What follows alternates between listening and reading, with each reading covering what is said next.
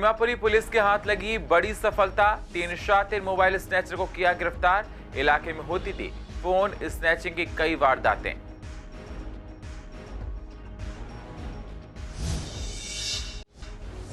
भजनपुरा के नॉर्थ गोंडा इलाके में हुई सनसनीखेज वारदात। युवती ने दुकान के अंदर बैठी महिला को मारी गोली। पुलिस के सामने आया घटना का सीसीटीवी फुटेज। जांच में जुटी है पुलिस। ज्योतिनगर पेट्रोल पंप पर महिला को टक्कर मारने वाले को पुलिस ने किया गिरफ्तार। पेट्रोल पंप पर बिना पैसे दिए भाग रहा था कार चालक। महिला अस्पताल में है भर्ती।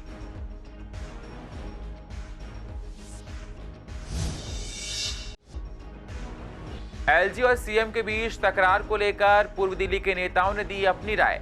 बीजेपी और कांग्रेस नेताओं ने कहा एलजी संविधान के हिसाब से कर रहे हैं काम। आप नेता ने कहा एलजी के काम करने का तरीका नहीं है ठीक। और गांधीनगर में सर्दी की वजह से थोक बाजार में बिक्री हुई कम। ठंड से काम पर पड़ रहा है असर। लोग कम आ रहे हैं खरीदारी करने। व्यापारियों को हो रहा है नुकसान।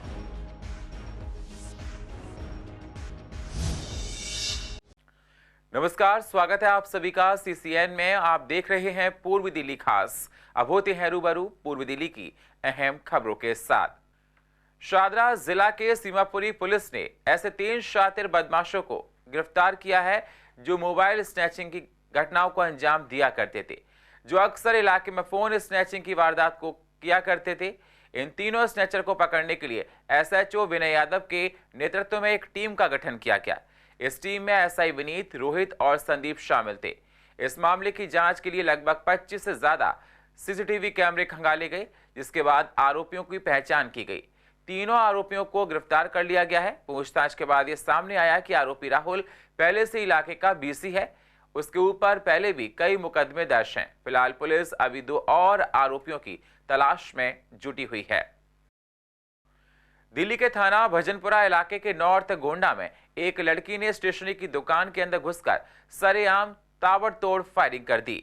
इस दौरान दुकान पर बैठी महिला को गोली लग गई और वो गंभीर रूप से घायल हो गई। महिला को जीटीबी अस्पताल में भर्ती करवाया गया है और महिला की हालत नाजुक बताई जा रही है। इस मामले से जुड़ा एक और सीसीटीवी वीडियो सामने आया है, जिसमें साफ तौर पर देखा जा सकता है कि पहले युवती के संग एक युवक भी है जो गली में घूम रहा है और इधर उधर देख रहा है कि इधर उधर देखने के बाद दोनों वहां से चले जाते हैं।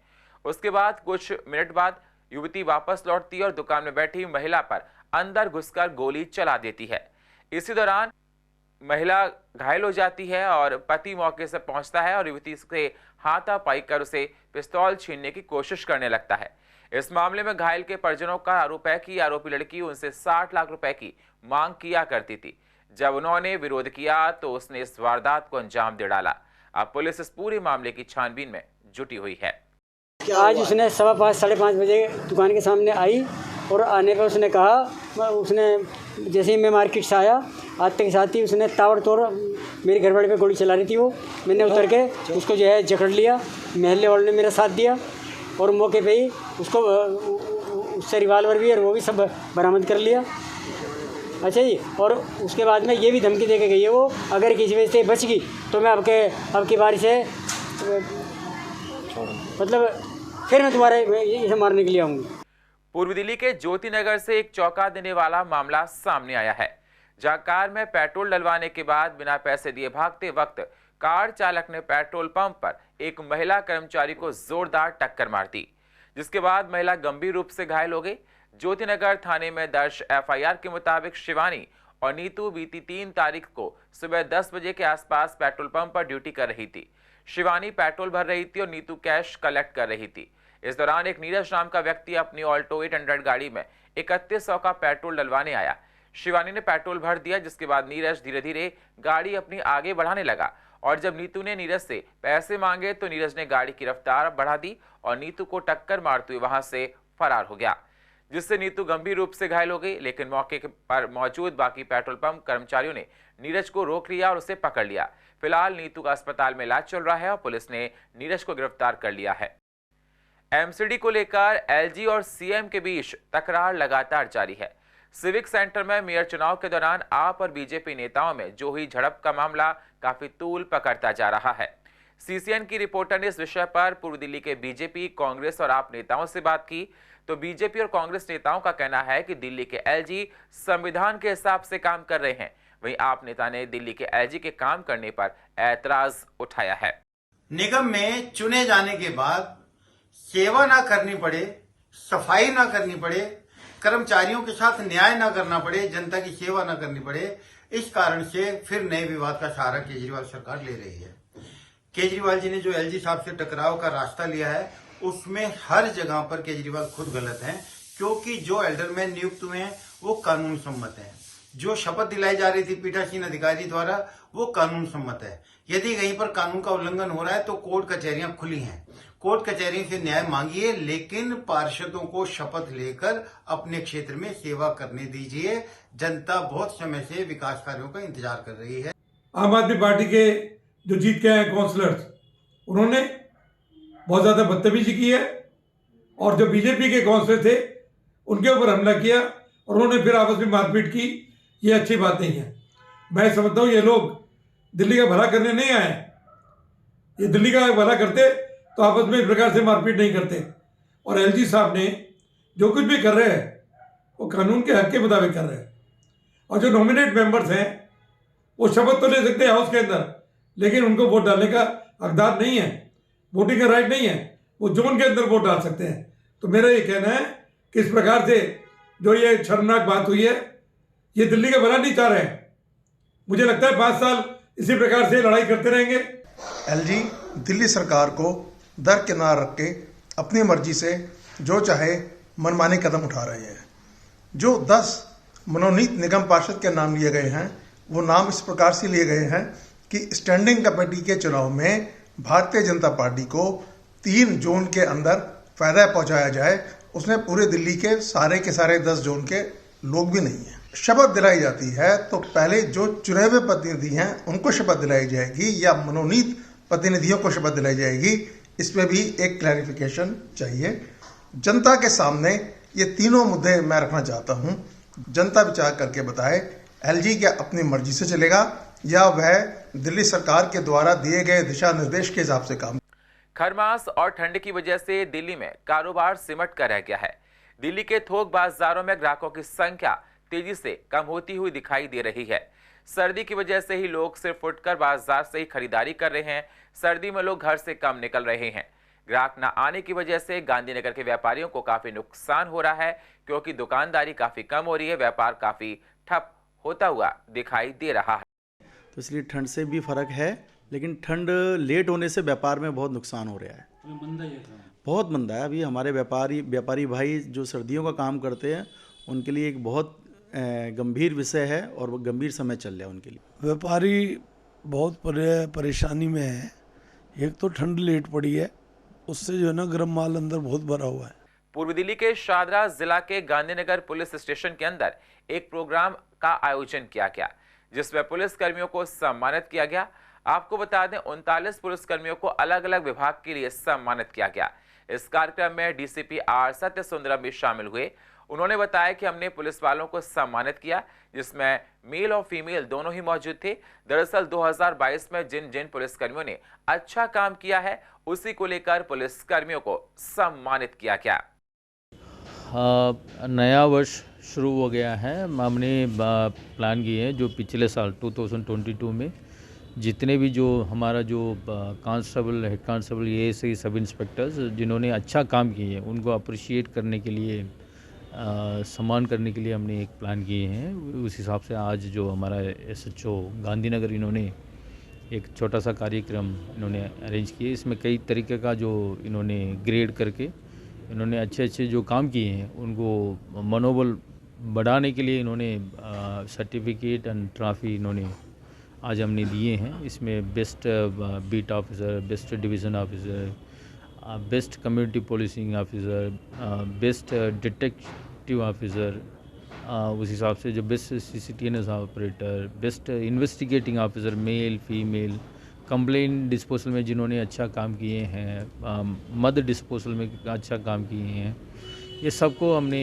आज जो बेस्ट बीट ऑफिसर में जो जिन्होंने सीनियर सिटीजन के लिए लोगों के बीच में इन्होंने बढ़िया एक्टिवली काम किए हैं, सबको अप्रिशिएट किए हैं।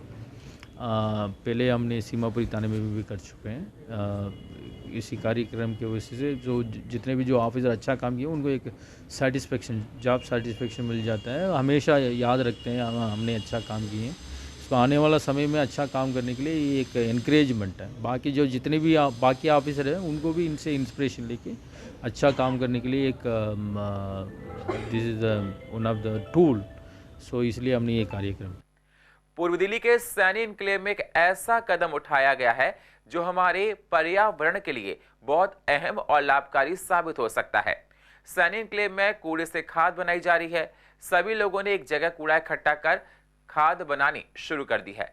आपको बता दें, गीले कूड़े को निस्तारण करने के लिए कंपोस्ट खाद तैयार की जा रही है। वहीं लोगों ने बताया कि स्वच्छ भारत मिशन के तहत कॉम्पैक्टर का निर्माण कर आसपास से निकलने वाले गीले कूड़े का निस्तारण किया गया। 40 से 45 दिन एक बार बिन में डालेंगे तो 40 से 45 दिन में खाद बनती है। जो खाद है फॉर्म में ही यूज़ होती है, फ्लावर्स के लिए, फसल के लिए या ग्रास के लिए यूज़ की जा सकती है। वो अभी प्रोसेस शुरू हो जाएगा क्योंकि हम अभी बनाना शुरू किया है। जैसे ही कॉस्टिंग होगी लेने वाले बहुत मिल जाएंगे। इन एरोबिन्स के अंदर जो है हर एक एरोबिन जो है वो 400 लीटर्स का है। उसके अंदर जो है हमारे पास 2400 लीटर्स का हमारे पास स्टॉक रहता है एट एनी टाइम। हम जो है अपना हर रोज़ का करीब 50 से 60 एवरेज जो है हमारे केजी आता है, उसको हम जो है कोकोपीट के साथ मिक्स करके 10 किलो गीले कूड़े के लिए 1 किलो कोकोपीट चाहिए होता है। मिला के उसको हम पिछले 4 महीने से जो है लगातार कंपोस्ट बना रहे हैं और इसकी हम करीब 3 बार हार्वेस्टिंग कर चुके हैं, जिसके अंदर कम से कम हमारे को मिनिमम करीब 400 केजी के करीब कंपोस्ट भी जनरेट हो गई है। हमारे को सबसे पहले जो है वो श्रीमती गुंजन ने हमारे को इसकी शुरुआत करवाई और गुंजन जी ने जो हमारे को एक दफ़े शुरुआत करवा दी, हम उसी पथ के ऊपर बढ़ रहे हैं और बढ़ते बढ़ते आज इस हालत में कि सैनी एन्क्लेव पहला एक स्थान है जहाँ पे कि इसका खाद बनती है। हम इसका पूरा जो है पूरा इस्तेमाल कर लेते हैं। तो सर क्या लोग भी कहते हैं कि हमें खाद चाहिए, तो अभी तक हमारे पास 2 आदमियों की डिमांड आई है, लेकिन अभी हमारे पास उसका जो है कॉस्टिंग नहीं आ पाई। हम जिस रोज़ कॉस्टिंग कर लेंगे हम उनको भी देना शुरू कर दें। दिल्ली में मौसम की मार देखने को मिल रही है। सर्दी लगातार बढ़ती जा रही है, ठिठुरन लोगों में हो रही है। एक तरफ जहां दिल्ली में प्रदूषण लगातार बढ़ रहा है तो वहीं दूसरी ओर सर्दी का सितम लोगों को परेशान किए हुए है। पूर्व दिल्ली के आनंद विहार इलाके में प्रदूषण और कोयले ने लोगों की समस्याओं को बढ़ा दिया है। सर्दी की तो हम अपने काबू में नहीं कर सकते, लेकिन प्रदूषण को जरूर कंट्रोल कर सकते हैं। लेकिन ऐसे में जब हमने आनंद विहार बस अड्डे पर जाकर देखा तो वहां का हाल अलग था। वाकई वहां की हवा बेहद जहरीली है, एयर क्वालिटी इंडेक्स खराब है, PM 2.5 बढ़ा हुआ है। लोगों का कहना है कि इतनी अधिक गाड़ियां होने से सांस लेने में यहां पर परेशानियां होती हैं, आंखों में जलन जैसी समस्याएं होती हैं। साथ ही लोगों ने कहा कि सरकार जो कदम उठा रही है वो प्रदूषण कम करने के लिए काफी नहीं है, सरकार को और भी कदम उठाने चाहिए। पॉल्यूशन ही पॉल्यूशन है, आप देख सकते हो, और गंदगी भी बहुत है। पॉल्यूशन के साथ साथ में बहुत प्रॉब्लम है, लोगों को दिक्कतें होती हैं, सांस लेने में दिक्कतें होती हैं। जैसे वही सिस्टम है कोरोना वाला सेम, जब आंखों में झड़ने जाना। क्राउन इतना ज़्यादा है यहाँ पर कि आप देख सकते हैं कि इधर कैमरा करो, आप इधर को देखो, ये देखो रोड पे ट्रैफिक कितना है, कितना ट्रैफिक है। ये सारा पॉल्यूशन, बहुत पॉल्यूशन हो रहा है इस समय यहाँ पर, बहुत ज़्यादा दिक्कतें हैं उन लोगों को। सुबह मॉर्निंग का है ऐसा, इस वजह से, क्योंकि धुंध भी है, उस वजह से भी है, फिर गाड़ी ट्रैफिक भी बहुत है इधर पे, सांस लेने में भी दिक्कत है और पब्लिक पॉल्यूशन भी बहुत है इधर पे। अभी तक तो ऐसा तो कुछ नहीं दिखाई दे रहा है यहाँ पे। दिल्ली में तो फील हो रहा है मैम, अभी पोल्यूशन फील हो रहा है दिल्ली में, ज़्यादा ही है बोलने के लिए। वजह क्या लगता है? तो गाड़ियों का क्राउड यहाँ पर, क्राउड डस्ट तो है ही मैम। देखिए डस्ट की वजह से भी हो रहा है पोल्यूशन, मतलब सांस लेने में प्रॉब्लम हो रही है, बहुत दिक्कत होती है, आँखों में जलन होती है मैम। क्राउड इतना है, बहुत ज़्यादा क्राउड है मैम, गाड़ियों की वजह से बहुत प्रॉब्लम हो रही है मैडम यहाँ। मैं तो बरेली से आया हूँ खैर, लेकिन दिक्कत बहुत है। पूर्व दिल्ली के कई फुटओवर ब्रिज ऐसे हैं जिनकी हालत बेहद खराब बनी हुई है। अगर बात की जाए स्वर्ण सिनेमा के पास बने फुटओवर ब्रिज की तो यहाँ की हालत काफी जर्जर बनी हुई है। साथ ही यहाँ काफी गंदगी का अंबार रहता है, लोहे का अधिकतर सामान चोरी यहाँ पर हो जाता है। लोगों को यहाँ से आने जाने में डर लगता है, परेशानियां होती हैं। फुटओवर के ऐसे हालात की वजह से यहाँ नशेड़ियों का जमावड़ा लगा रहता है। सबसे ज़्यादा परेशानी होती है और सबसे बेकार है, क्योंकि बनाया लोगों के सुरक्षा के लिए था, मगर यहाँ लोगों की सुरक्षा बिल्कुल नहीं है। निकलने में भी लोग इसलिए कतराते हैं कि यहाँ पर हर तीसरे दिन छीना झपटी होती रहती है, तो यहाँ निकलने का कोई फ़ायदा नहीं होता। माता बहनें निकले तो किस लिए निकले? लोगों को चाहिए सुरक्षा। सुरक्षा के दौर पर मजबूरी में करते हैं ना कि ऊपर चढ़ते हैं तो लुट जाते हैं ना, क्योंकि हमारी गली का भी एक लड़का लुटा है अभी। अब वो कह रहा यहाँ से बढ़िया तो हम कम से कम रोड से निकलते हैं तो लुटते तो नहीं है। उस पर मैम बहुत दिक्कत होती है, क्योंकि उस पर वहाँ शराबी बैठे रहते हैं, लुटेरे बैठे रहते हैं, इस वजह से उस पर कोई जाना पसंद नहीं करता। ये सरकार का पैसा वहाँ वेस्ट ही जा रहा है, जबकि हमारे पास में कृष्णा नगर मेट्रो स्टेशन है, वहाँ से जाना पसंद करते हैं, पर इस पुल पर से कोई नहीं जाना पसंद। बिल्कुल बेकार हो चुकी है, जर्जर हो चुकी है। वहाँ पे सारे सरिये वरिये सारे टूटे हुए, बिल्कुल जर्जर हो चुका है। नहीं वहाँ से नहीं आते, हमें इसकी ज़रूरत है, लेकिन हम क्या करें, इसमें नहीं जा पाते, क्योंकि इसमें स्मैकी, चरसी, शराबी सब बैठे रहते हैं। इसके डर के मारे हम आ नहीं पाते। रात के समय रहते होंगे, दिन में तो आप हम रात की भी ड्यूटी करते हैं ना, हम हॉस्पिटल में काम करते हैं, तो हमें फिर ये दीवार यहाँ से बीच में से फांग के ऊपर आना पड़ता है। क्या करें, चोट में लग गई है, मेरे पैर में चोट लगी हुई है। देखिए, इस्तेमाल तो करते हैं, और आपने देखा होगा ये गंदगी का यहाँ इतना आलम है, गंदगी का ढेर बना हुआ है, शराबियों का अड्डा बना हुआ है। ये फुट ओवर ब्रिज एक ये है, रोड नंबर 57 पर ये 2 फुट ओवर ब्रिज है, एक ये है और एक कृष्णा नगर मेट्रो स्टेशन के पास में है ना। अच्छा, अब दूसरी बात क्या है कि इसके ऊपर शराबियों के अड्डे बने हुए हैं, यहाँ पे एक्सीलेटर है, काफ़ी सालों से ये ऐसे ही पड़ा हुआ है। इसकी चादरें उतार कर ले गए लोग, समय किया, इसका लोहा काट कर ले गए। तो हमारे यहाँ पुलिस वाले भी देखते रहते हैं, जबकि यहाँ पुलिस वाले घूमते रहते हैं, लेकिन कोई ध्यान नहीं देता, सरकार कोई ध्यान नहीं देती। दिल्ली में सर्दी का सितम लगातार जारी है। सर्दी अपने 10 साल का रिकॉर्ड तोड़ चुकी है। ऐसे में ठंड काफी ज्यादा होने की वजह से सरकारी गाइडलाइंस के अनुसार सभी सरकारी स्कूल 15 जनवरी तक के लिए बंद कर दिए गए हैं। लेकिन प्राइवेट स्कूलों के लिए चर्चा का विषय बना हुआ है कि स्कूल 9 तारीख से खुलेंगे या 15 से। तो कई प्राइवेट स्कूल 9 जनवरी से ही खुल रहे हैं। पेरेंट्स का कहना है कि दिल्ली ठंड बहुत ज्यादा है, जिस वजह से बच्चों को स्कूल अभी नहीं खुलने चाहिए। अगर स्कूल खुलते हैं तो बच्चों को सर्दी से बीमार भी हो। कड़ाके की ठंड पड़ रही है, इतनी ठंड पड़ रही है कि रिकॉर्ड तोड़ ठंड पड़ रही है, जिसपे छोटे छोटे बच्चे इतने परेशान हो चुके हैं, उनको नजला हो चुका है, बुखार हो रहा है, नाक से पानी गिर रहा है। और इसके बावजूद भी हमारे दिल्ली सरकार केजरीवाल ने बच्चों को स्कूल खोल दिया। ये बहुत दुखद घटना है, इनको स्कूल नहीं खोलना चाहिए। छोटे छोटे बच्चे सुबह 6 बजे ही उठना पड़ेगा, तैयार होते हो तभी 7 बजे स्कूल में पहुंच पाएंगे। केजरीवाल को अपना ये वापस लेना चाहिए और कम से कम मकर संक्रांति तक बच्चों को स्कूल बंद रखना चाहिए, क्योंकि ठंड कड़ाके की ठंड है। गार्जियन परेशान है, उनके पास मतलब न्यूरोलॉजिकल दे के हॉस्पिटलों में लाइन लगी पड़ी हुई, बच्चों का बीमार है बच्चे। दिल्ली में इस साल कड़ाके की ठंड पड़ रही है। पिछले 10-11 साल में देखा जाए तो ऐसी ठंड नहीं पड़ी है। अच्छे वयस्क लोग रजाई छोड़ने की हिम्मत नहीं जुटा पाते हैं। ऐसे में दिल्ली सरकार द्वारा बच्चों के स्कूल खोलना एक तरह से उनके ऊपर अत्याचार और जुर्म ढाने के समान वाला कार्य है। तो बच्चों पर एक रहम करते हुए मेरी सरकार से यह अपील है कि उन पर थोड़ा रहम करें और स्कूलों को तुरंत बंद करें। मैं चाहता हूँ कि अभी छोटे बच्चों की छुट्टी कर दी जाए। जब ठंड का प्रकोप कम हो जाएगा तो इन्हें दोबारा स्कूल खोला जाए। इससे बच्चे परेशान हो रहे हैं, उनके पेरेंट्स भी हो रहे हैं, बीमार हो सकते हैं, इसके जिम्मेदार कौन है? इसलिए सरकार से निवेदन है कि इनके स्कूल अभी बंद करें। और पूर्व दिल्ली की अधिक जानकारी के लिए आप यूट्यूब पर जाकर आप CCN लाइव को सब्सक्राइब करें और फ्रेश अपडेट लेते रहें। और फिलहाल पूर्व दिल्ली खास में इतना ही। बाकी खबरों के लिए आप बने रहिए CCN के साथ। तब तक के लिए नमस्कार।